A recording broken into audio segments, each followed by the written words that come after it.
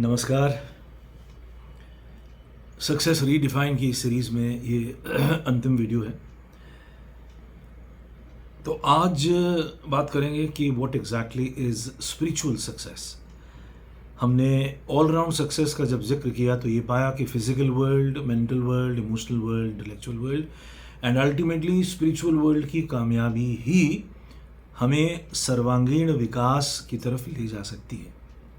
हम तभी सक्सेसफुल अपने आप को मान सकते हैं अगर हम सभी एरियाज़ में थोड़े थोड़े कामयाब हैं।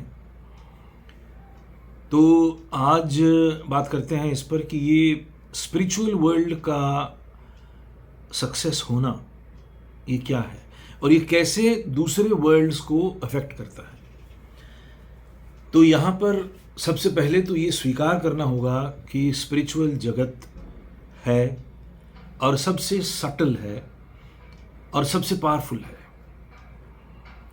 तो जो शुद्ध मटीरियलिस्ट हैं उन्हें इस बात को स्वीकार करने में तकलीफ होती है और वो उसे स्वीकार कर भी नहीं पाते। लेकिन जो थोड़े भी बुद्धिमान हैं, विद्वान हैं, समझदार हैं और जीवन के सभी आयाम को समझने का प्रयास करते हैं, विजडम की राह पे चलने की कोशिश करते हैं, वो देर सवेर रियलाइज़ कर लेते हैं कि इस पूरे संसार का जो रूट है, उसका जो सार तत्व है, वो आध्यात्मिक जगत में ही है। और वहाँ यदि आप कामयाब हैं तो ही आप पूर्ण रूप से कामयाब हैं। तो ये यात्रा कैसे शुरू होती है, स्पिरिचुअल जर्नी कहाँ से शुरू होती है, तो ब्रीफ में इसको डिस्कस करता हूँ। तो ये शुरू होती है सबसे पहले अध्ययन से या स्टडी से। तो चाहे वो व्यक्ति 20 वर्ष का नवयुवक है या 40 वर्ष का मैच्योर आदमी, जब भी वो ये जर्नी शुरू करेगा उसे कॉन्शियसली अपने दैनंदिन जीवन में से थोड़ा वक्त सबसे पहले स्टडी ऑफ स्क्रिप्चर्स के लिए निकालना पड़ेगा। भारतीय संदर्भ में इसे संध्या काल कहा गया है। सुबह का वक्त, सुबह की संध्या और शाम की संध्या, इन दोनों समय में आपको सबसे पहले श्रवण, टेक्निकल नाम है श्रवण, स्टडी ऑफ स्क्रिप्चर्स के लिए निकालना पड़ेगा। जैसे ही आप स्क्रिप्चर्स का अध्ययन करते हैं वैसे ही आपको ये बात क्लियर होती है कि आपके भीतर एक तत्व है जिसे साक्षी भाव कहते हैं, जिसे दृष्टा कहते हैं, जिसे कॉमन भाषा में आत्मा कहते हैं, आत्मन कहते हैं, चेतना कहते हैं, कॉन्शियसनेस कहते हैं। और अब इस कॉन्शियसनेस को जानना, इससे संबंध बनाना, ये हमारी प्रॉपर स्पिरिचुअल जर्नी की बिगिनिंग है। तो उसके लिए अगला कदम होता है मनन। मनन का मतलब है ध्यान धारणा का पथ, और उसके लिए किसी एक टीचर की आवश्यकता पड़ती है। बहुत लोग, चूंकि हम सभी अहंकार से भरे रहते हैं, तो किसी को टीचर स्वीकार करने में दिक्कत हो जाती है। तो हम सोचते हैं कि हम किताबों से ही सीख लें, कहीं ना कहीं किसी न किसी पुस्तक में कोई इशारा होगा, हम उसी को इशारा पकड़ के चल लेते हैं। किसी जगह किसी मंत्र का जिक्र किया तो सुबह शाम हमने उस मंत्र का जाप कर लिया, या आजकल यूट्यूब में भी बहुत कुछ चल ही रहा है तो उसके ज़रिए भी हम एक कोई मंत्र चुन लेते हैं और उसका जाप करना शुरू कर देते हैं।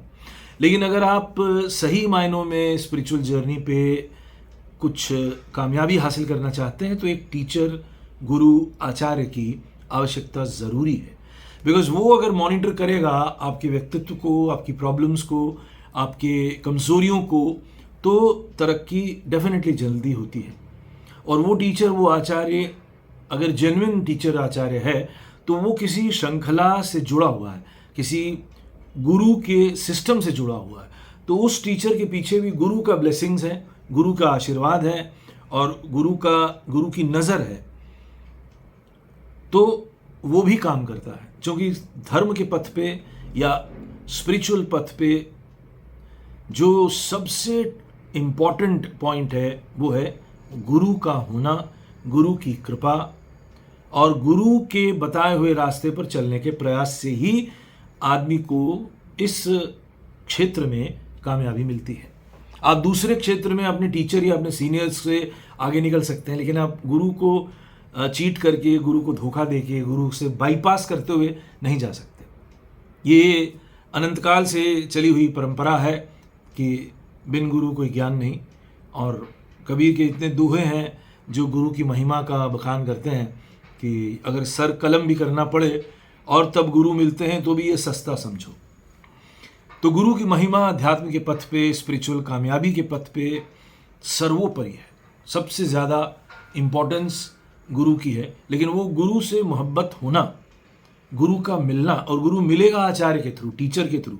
डायरेक्ट गुरु नहीं मिलते हैं, बहुत रेयरली मिलेंगे आपको, क्योंकि हर गुरु का बनाया हुआ सिस्टम है और गुरु एकदम नीचे तक पहुँचे हुए हैं, ऐसा होता नहीं है। गुरु अपने नीचे 15-20 बहुत इंपॉर्टेंट डिसाइपल्स के साथ काम करते हैं और वो डिसाइपल्स और डिसाइपल्स को लाते हैं और शिष्यों को लाते हैं। इस तरह से एक चेन चलती है, लेकिन वो गुरु का जो वाइब्रेशन है वो उस चेन में काम करता है।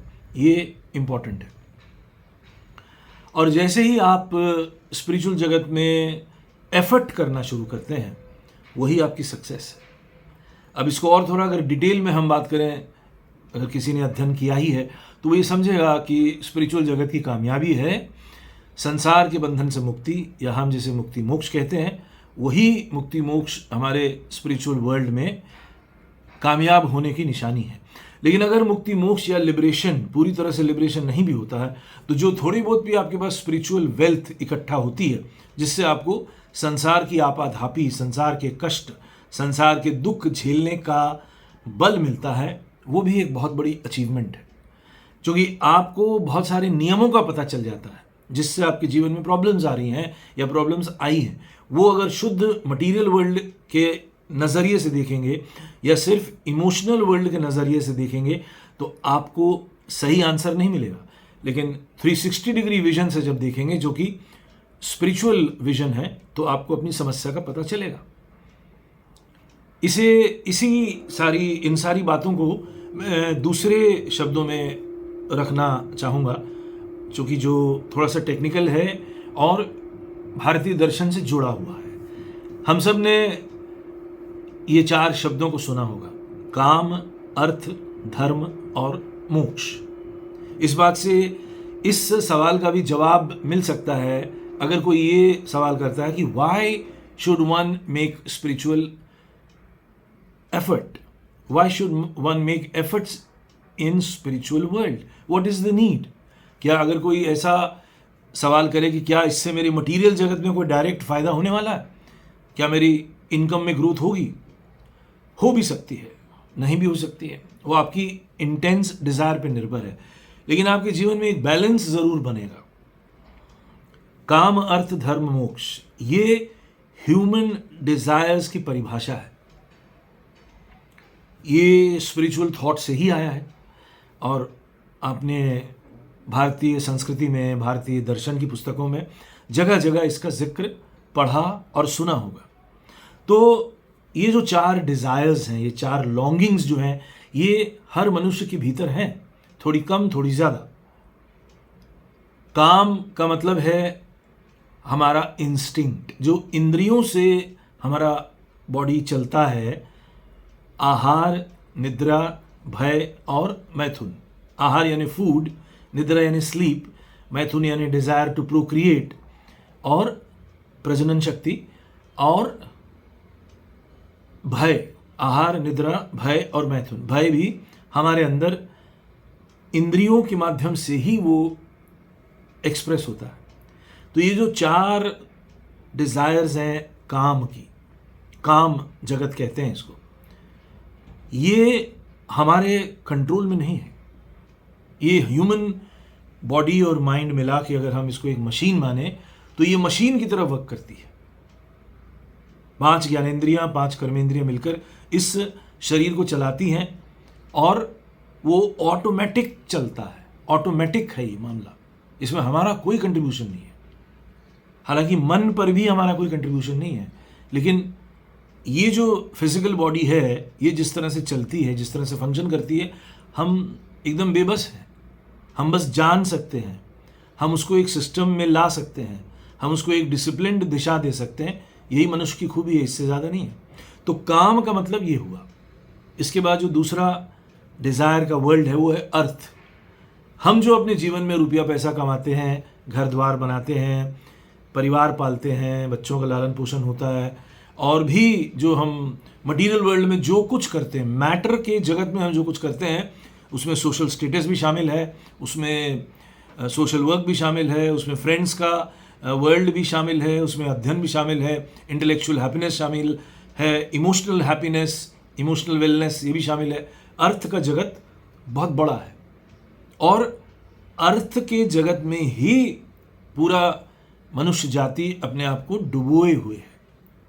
अर्थ का एक मीनिंग होता है मीनिंग, और अर्थ का एक मीनिंग होता है अर्थव्यवस्था, रुपए से जुड़ा हुआ। संसार में रुपया पैसा कमाना भी ज़रूरी है, तो उसके लिए आप जो करते हैं उसकी कामयाबी भी एक आवश्यक कामयाबी है। तो ये अर्थ के जगत को लेकर भी मनुष्य के अंदर इच्छाएं हैं, विचार हैं, और वो उस पर चलता है, चलना ही चाहिए। तो ये दो हुआ काम और अर्थ। तीसरा है धर्म। धर्म की जो परिभाषा है वो है कि ध्री धातु से ये शब्द बना है धर्म, और धर्म के सही मायने हैं कि स्वयं को जानना, जिससे हम बने हैं, जो हमारा इनर कैरेक्टरिस्टिक है, हमारी इनर प्रॉपर्टी है। हमारी इनर प्रॉपर्टी है हम आत्मन से बने हैं और हम उसको जान सकते हैं।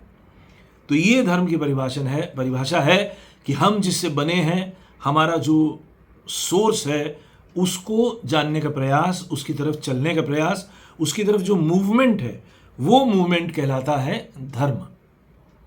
प्लांट जगत की जो इनर प्रॉपर्टी है वो अलग है। जैसे मेटल है, उसकी इनर प्रॉपर्टी अलग है, और एनिमल की इनर प्रॉपर्टी अलग है। सोल की एग्जिस्टेंस तो सब में है, लेकिन वो अलग अलग मात्रा में है, अलग अलग लेवल पे है। मनुष्य के भीतर जो चेतना है वो विकसित है, इसलिए मनुष्य का धर्म बनता है स्वयं को जानना, या इस सेल्फ चेतना या कॉन्शियसनेस को जानने का प्रयास।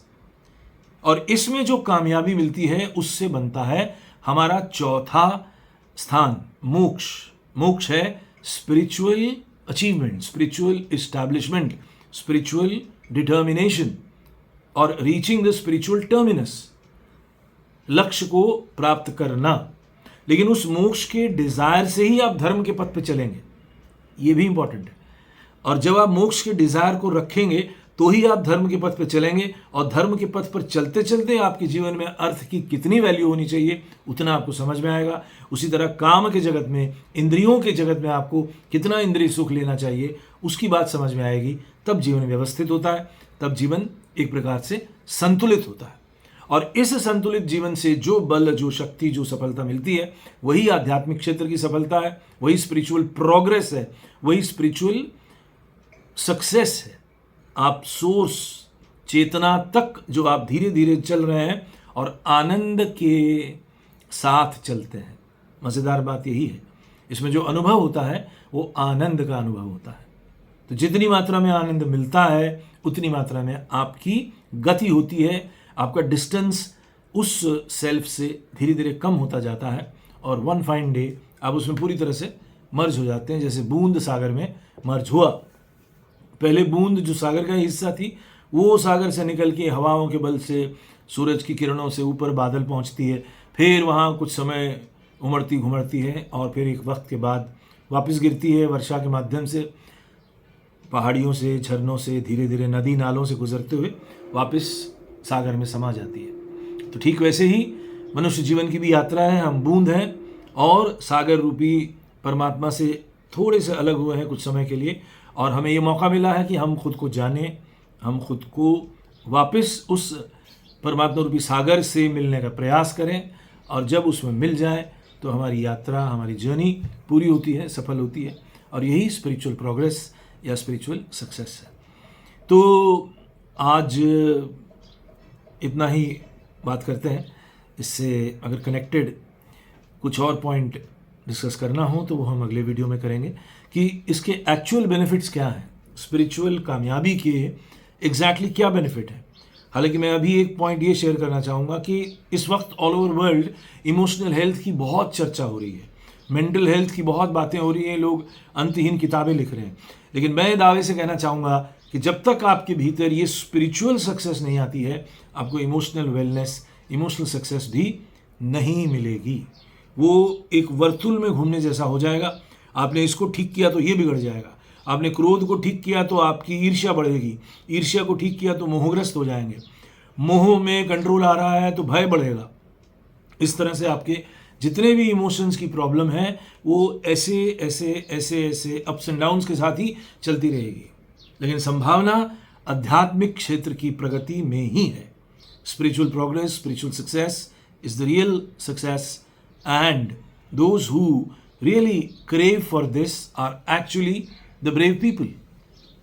It needs a lot of bravery and it needs a lot of wisdom and intelligence also. ठीक है, आज के लिए इतना ही। देखने और सुनने के लिए बहुत बहुत धन्यवाद। जल्दी मिलते हैं कुछ दिनों के बाद, तब तक के लिए नमस्कार।